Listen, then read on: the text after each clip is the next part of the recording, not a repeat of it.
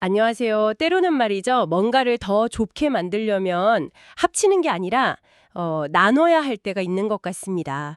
마치 레고 블록을 잘 분해해서 완전히 새로운 작품을 만드는 것처럼요. 오늘 바로 그런 이야기, 자동차 기술업계의 큰 손이죠. 앱티브 이야기를 좀 해볼까 합니다. 단순히 회사를 막 키우고 인수하고 이런 것만이 가치를 높이는 방법은 아니더라고요. 때로는 핵심에 집중하려고 과감하게 딱 분리하는 전략이 오히려 더 좋은 결과를 낳기도 하죠. 앱티브가 왜 또다시 회사를 나누기로 했을까? 그리고 이게 여러분에겐 어떤 의미가 있을 수 있을지 오늘 좀 깊이 들어가 보죠. 네, 어쩌면 생각지도 못한 어떤 기회를 발견하실 수도 있겠습니다. 네, 앱티브는 지금 자동차의 신경망이라고 할 수 있는 전기 시스템, 그리고 이제 두뇌나 눈 역할을 하는 첨단 운전자 보조 시스템 ADAS라고 하죠. 그리고 커넥티드 카 솔루션, 여기에 집중하고 있습니다.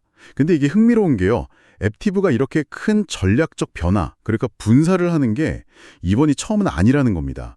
그 역사를 좀 거슬러 올라가 보는 게 이 이야기의 맥락을 잡는 데 중요할 것 같아요. 맞아요. 시간을 좀 뒤로 돌려보면 시작은 1999년이었죠. 그 거대 기업 GM, 제너럴 모터스에서 자동차 부품 사업부가 딱 떨어져 나온 거. 그게 델파이 오토모티브였잖아요. 네, 델파이. 근데 좋았던 시절도 잠시고 2000년대 중반에 2005년이었죠. 그때 파산 보호 신청을 했어요. 큰 위기였죠. 그 뒤로 정말 힘든 구조조정을 거쳤고요. 그리고 한참 뒤인 2017년 이때 이제 결정적인 변화가 있었죠. 구조조정을 끝낸 델파이가 회사를 딱 둘로 쪼갰습니다. 그때 앱티브라는 이름이 처음 나온 거고요. 그때가 첫 번째 분사였군요. 네. 그래서 기존 델파이는 나중에 델파이 테크놀로지스로 이름을 바꿨는데 거기는 이제 내연기관 중심의 파워트레인 기술이나 센서 이런 전통적인 사업을 계속했고요. 반면에 새로 만들어진 앱티즈는 미래지향적인 거, 전기차 시대의 핵심인 전기차 전동화나 자율주행 관련 안전기술처럼 성장 가능성이 훨씬 큰 사업들을 가져갔어요. 그렇죠. 이 첫 번째 분사 전략이 처음에는 시장 반응이 아주 좋았습니다. 특히 그때가 전기차, 자율주행 이런 거에 대한 기대감이 정말 하늘을 찌르던 시기였거든요. 그래서 앱티브가 소위 말하는 기술주 대접을 받으면서 주가 수익 비율, PE라고 하죠. 이게 상당히 높게 평가받았어요. 미래 가치를 높게 쳐준 거네요. 네, 그렇죠. 성장성을 본 거죠. 그런데 영원할 것 같던 전기차 열풍이 좀 식고 현실적인 속도 조절 국면에 들어가면서 상황이 좀 바뀌었습니다. 시장 기대치가 좀 내려오면서 앱티브의 PE 비율도 다시 스르르 내려와서 결국에는 다른 전통적인 자동차 부품 회사들이랑 비슷한 수준이 되어버렸죠. 근데 여기서 진짜 재밌는 건 앱티스의 사업 자체는 실적은 전혀 문제가 없었다는 거예요. 올해로 엄청 좋았어요. 매출도 꾸준히 늘고 수익성, 그러니까 이익률도 계속 좋아졌거든요. 숫자를 좀 보면 2021년에 주당 순이익 EPS가 한 2.61달러 정도였는데 올해 2025년 예상치가 거의 7.5달러까지 올라갈 걸로 보고 있어요. 와, 7.5달러요? 네, 연평균으로 계산해 보면 이게 무려 30% 성장이에요. 정말 대단한 거죠. 견고하고 인상적인 성장세예요. 바로 그겁니다. 실적은 이렇게 좋은데 왜 주식시장에서는 제대로 평가를 못 받았을까?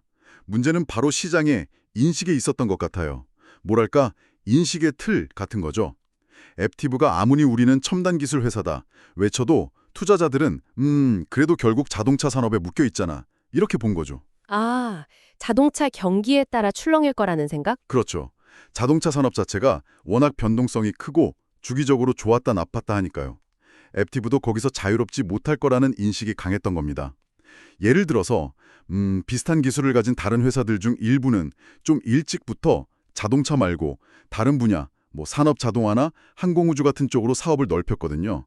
그러면서 자동차 부품 회사라는 꼬리표를 좀 떼어내는 모습을 보였는데 앱티브는 상대적으로 그게 좀 부족했다, 이런 평가를 받은 거죠.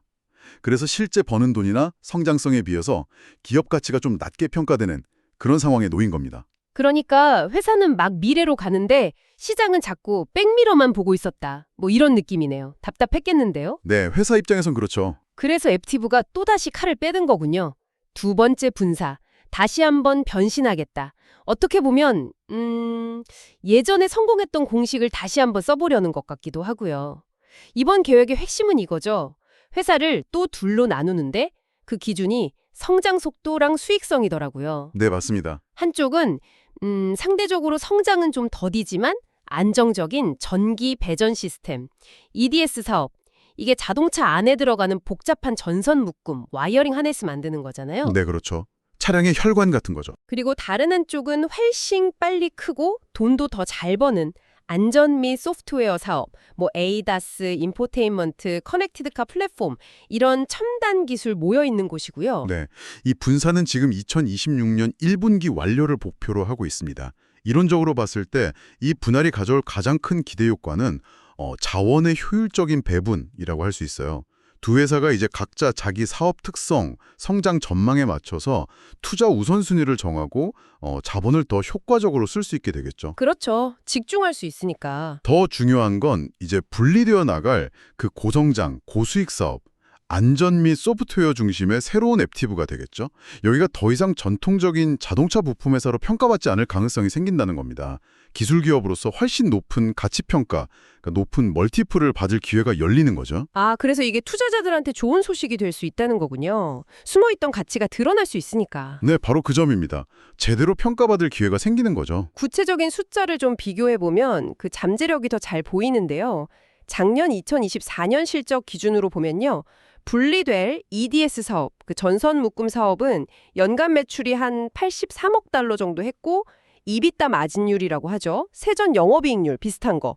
그게 9.5% 수준이었어요. 9.5%. 뭐 나쁘진 않지만 제조업 평균 정도죠. 네. 근데 남게 될 안전 및 소프트웨어 사업은 연간 매출이 122억 달러로 이미 규모도 더 크고요. EBITDA 마진율이 무려 18.8%였습니다. 18.8%요? 와, 거의 2배네요. 네, EDS 사업의 거의 2배 가까운 수익성을 보여준 거예요. 18.8%라는 EBITDA 마진율은 상당히 중요한 숫자입니다. 이 정도면 일반적인 자동차 부품 회사는 훨씬 뛰어넘고요. 잘 나가는 소프트웨어 회사나 기술 서비스 기업들과 비교될 만한 수준이거든요. 아, 그렇군요. 레벨이 다르네요. 네, 시장은 당연히 이런 높은 수익성에 훨씬 더 높은 가치를 매깁니다. 따라서 분사를 통해서 이 고수익 사업의 매력이 딱 부각되면 회사 전체의 가치 평가가 크게 뛸 수 있는 뭐랄까 발판이 마련되는 거죠. 여기서 정말 흥미로운 점, 어쩌면 많은 분들이 그냥 지나쳤을 수도 있는 부분은 이 안전 및 소프트웨어 사업의 확장성인 것 같아요. 이게 단순히 자동차 안에만 갇혀있는 기술이 아니라는 거죠. 맞아요. 그게 핵심입니다. 이 기술들이 잘만 하면 자동차 산업 바깥으로 다른 산업으로 충분히 뻗어나갈 수 있는 거 아니냐? 이게 핵심인 것 같아요. 분사를 통해서 자동차 부품 회사라는 좀 낡은 옷을 벗을 수 있다는 기대감, 이게 생기는 거죠. 정확하게 보셨습니다. 이번 분사의 진짜 목적은 그냥 회사를 나누는 행위 자체가 아니라 그렇게 분리된 고성장 고수익 사업부가 더 넓은 시장으로 나가게 하는 거. 자동차 산업의 경계를 넘어서는 기술 플랫폼 기업으로 도약시키는 데 있는 거죠. 사실 앱티브는 이미 그런 움직임을 좀 보여왔어요. 2022년에 그 임베디드 시스템이랑 통신 소프트웨어 쪽 강자인 윈드리버를 인수했잖아요. 아, 맞아요. 윈드리버 인수했었죠. 꽤 큰 질이었던 것 같은데. 네, 상당한 경우냈죠. 이게 단순히 자동차 소프트웨어 역량 강화, 이걸 넘어서는 의미가 있습니다. 통신, 항공우주, 국방, 산업 자동화, 이런 다양한 분야로 사업을 확장할 수 있는 굉장히 중요한 발판을 마련한 거거든요. 이번 분사는 이런 큰 그림, 이런 비전을 더 빨리 실현하기 위한 어떤 전략적인 포석이다, 이렇게 해석할 수 있습니다. 그렇군요. 윈드리버 인수가 단순한 M&A가 아니라 훨씬 더 큰 그림을 위한 밑작업이었다. 이런 거네요. 자, 그러면 이 복잡한 이야기들이 결국 우리에게 특히 aptiv에 투자하고 계시거나 관심 있게 보시는 분들에게는 어떤 의미가 있을까요? 그래서 뭘 어떻게 봐야 하나 이게 제일 궁금하실 텐데요. 현재 aptiv 주가는 아까 말씀드린 그 인식의 문제 때문에 역사적으로 보면 상당히 낮은 수준의 평가를 받고 있습니다. PE 비율이 낮다는 거죠. 이런 상황에서 만약에 분사가 계획대로 잘 진행되고 새로운 aptiv, 그러니까 안전 및 소프트웨어 중심 회사가 높은 성장성과 수익성을 딱 증명해낸다면 지금 주가는 어떻게 보면 진흙 속에 숨겨진 진주 같을 수 있다는 거죠. 아, 다이아몬드 인더럽? 네, 그런 표현이죠. 만약에 회사가 계획대로 자동차 산업 바깥으로도 의미 있는 확장을 보여주고 아까 말한 18.8% 이상의 높은 이비디어 마진을 꾸준히 유지하거나 더 높인다면 시장은 이 회사를 더 이상 그냥 자동차 부품 회사가 아니라 고성장 기술 기업으로 다시 보게 될 거라는 겁니다. 그렇게 되면 앞으로 몇 년에 걸쳐서 꾸준히 주가가 오르면서 투자자들에게 보답할 가능성이 충분히 있다고 봅니다. 핵심은 시장의 그 고정관념을 깨고 사업의 진짜 가치, 그 잠재력을 제대로 인정받는 과정에서 생기는 그 상승 기회를 잡는 거죠. 그냥 항상 좋은 점만 있는 건 아니잖아요. 위험 요인은 없을까요? 예를 들면 분사 과정 자체가 좀 삐걱거린다거나 아니면 막상 나눠놓고 보니 시너지 효과가 사라져서 둘 다 약해진다거나 뭐 그럴 수도 있지 않을까요? 아까 말씀하신 윈드리버와의 통합이 생각보다 잘 안 될 수도 있고요. 물론입니다. 당연히 위험 요인이 있죠. 모든 전략에는 리스크가 따르니까요. 말씀하신 것처럼 분사 과정 자체가 굉장히 복잡합니다. 예상치 못한 비용이 들거나 시간이 더 걸릴 수도 있고요. 또 분리된 두 회사가 각자 독립적으로 경쟁력을 잘 유지하고 성장 동력을 만들어내야 하는 숙제도 안고 있죠. 특히 EDS 사업부 쪽은 상대적으로 낮은 성장성이랑 수익성 문제를 어떻게 극복할 거냐. 이게 중요할 거고요. 그렇죠. 거기도 숙제가 있겠네요. 네. 그리고 안전 및 소프트웨어 사업부도 윈드리버의 시너지를 제대로 내고 자동차 외 산업으로 성공적으로 진출하는 게 말처럼 쉬운 일은 아닐 수 있습니다. 경쟁도 당연히 치열할 거고요. 그래서 분사 발표 하나만으로 모든 게 끝났다. 이렇게 보기는 어렵고 앞으로 회사가 계획을 얼마나 잘 실행하는지 이걸 계속 면밀히 지켜봐야 합니다. 다만 잠재적인 보상이 그만큼 크기 때문에 우리가 주목할 가치가 있다. 이렇게 말씀드리는 거죠. 네, 정리를 좀 해보면 그림이 꽤 명확해지는 것 같습니다. 2017년 첫 번째 분사가 그 델파이라는 과거의 그림자에서 벗어나서 더 나은 자동차 부품 회사가 되려는 시도였다면 네, 그렇죠. 진화하려는 시도. 이번 두 번째 분사는 거기서 한 단계 더 나아가서 아예 자동차 부품 회사라는 그 틀 자체를 벗어던지려는 거군요. 고성장 고수익의 기술 플랫폼 기업으로 도약하려는 훨씬 더 야심찬 계획이다. 이렇게 볼 수 있겠네요. 맞습니다. 정체성을 바꾸려는 시도죠. 자동차 회사의 울타리를 넘어서 소프트웨어와 첨단 기술을 중심으로 새로운 정체성을 만들겠다. 이런 시도로 보입니다.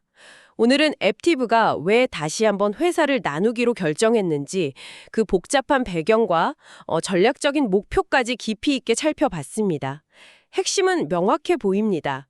실적은 정말 좋은데 자동차 산업이라는 틀에 갇혀서 제대로 평가받지 못했던 그 고성장 고수익 사업, 안전 및 소프트웨어 사업이죠. 이걸 독립시켜서 그 잠재력을 시장에서 제대로 인정받겠다. 이런 강력한 의지의 표현으로 보입니다. 네. 단순히 기업 가치를 높이는 걸 넘어서 이번 분사가 새로운 앱티브에게 어떤 미래의 문을 열어줄 수 있을지 이걸 상상해보는 것도 상당히 흥미로운 지점 같아요. 안전기술과 소프트웨어 역량에 이렇게 집중적으로 투자하는 것이 과연 자동차를 넘어서 우리가 아직 생각하지 못했던 어떤 새로운 영역으로 이 회사를 데려갈 수 있을까? 예를 들면 스마트시티 인프라라든지 차세대 로보틱스 아니면 의료기술 분야와의 융합 같은 그런 가능성도 열려 있을지 모르겠습니다. 이 질문을 여러분께 마지막으로 던져보면서 오늘 이야기를 마무리할까 합니다. 여러분의 생각은 어떠신가요?